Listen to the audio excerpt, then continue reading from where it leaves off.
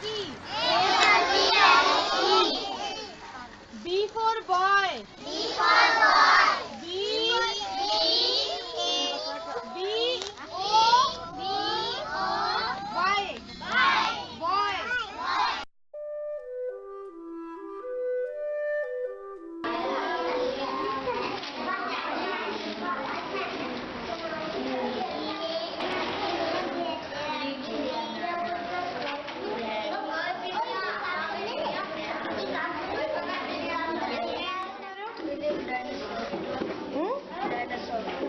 Dinosaur. तुम क्या बना रहे हो? एलिफेंट। तुम क्या बना रहे हो?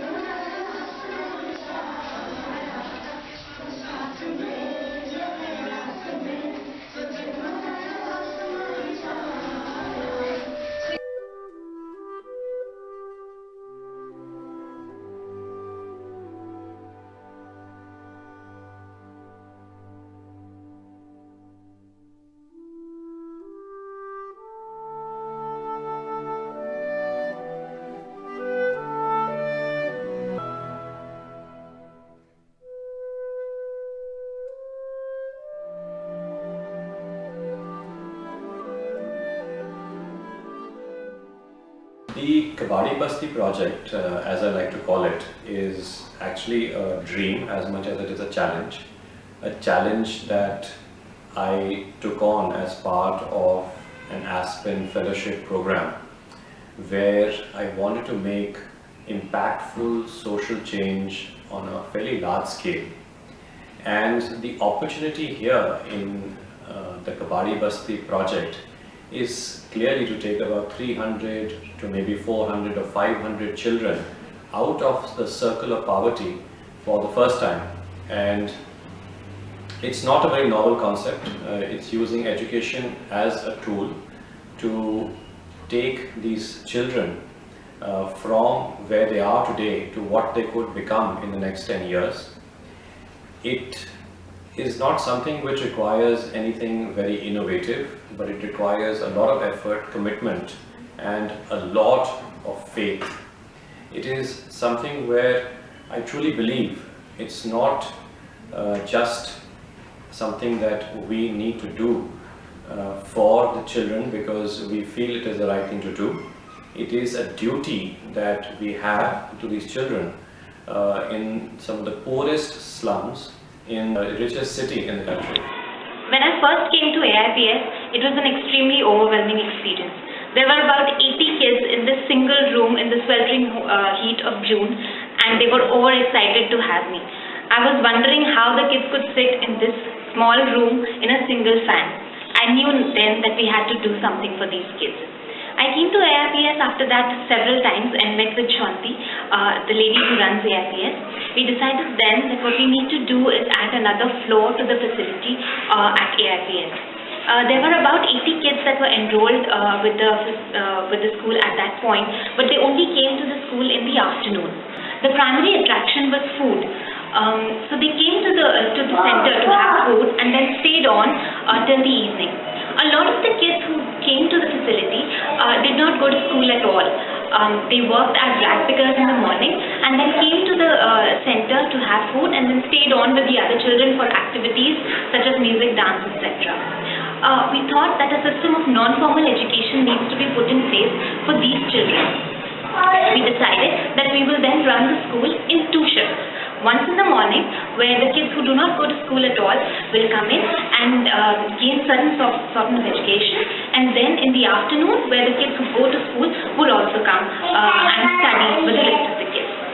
We started the school in January of 2014. There were about 13 kids that we started with. The enrollment today stands at 60, but there are about 45 kids who come on a regular basis. A lot of persuasion is required on the part of volunteers from AIPS to go and speak to the teachers, to speak to the parents, to let them come to the school, because they work as rag pickers and earn money for the family. So volunteers from AIPS go to the field every week and persuade the parents to come to let their children come to the school. These children come to the school in the morning, have a meal here and study for about 3 to 4 hours. They are then sent back home and then come again at about 3 o'clock for lunch and then stay on for other activities. We also do events such as theatre workshops, dance workshops with volunteers outside of AIPS. We get people from our office, the Smart Q, and also from other institutes. Recently, we had a theatre group called Manthan visit the facility here and conduct a workshop for these children. We provide 2 meals to these kids here, once in the morning and once in the afternoon.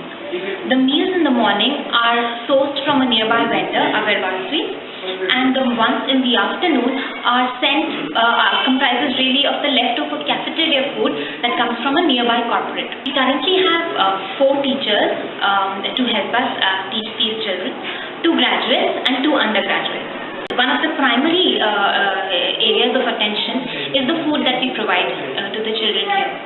Unfortunately, the food that comes from Maruti does not serve our purpose and is not enough. We have to often turn down kids and send them back home because there isn't enough food for them.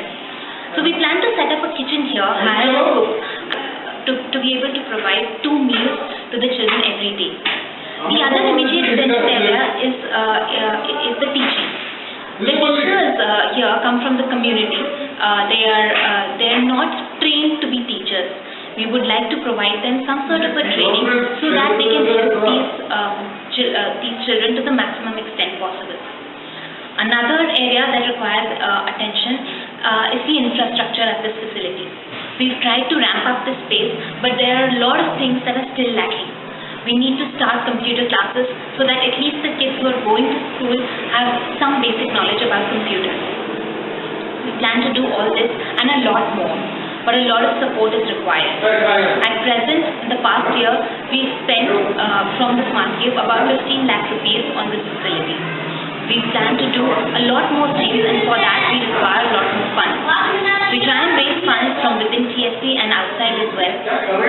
However, a lot of things need to be planned to be able to achieve what we've dreamt for.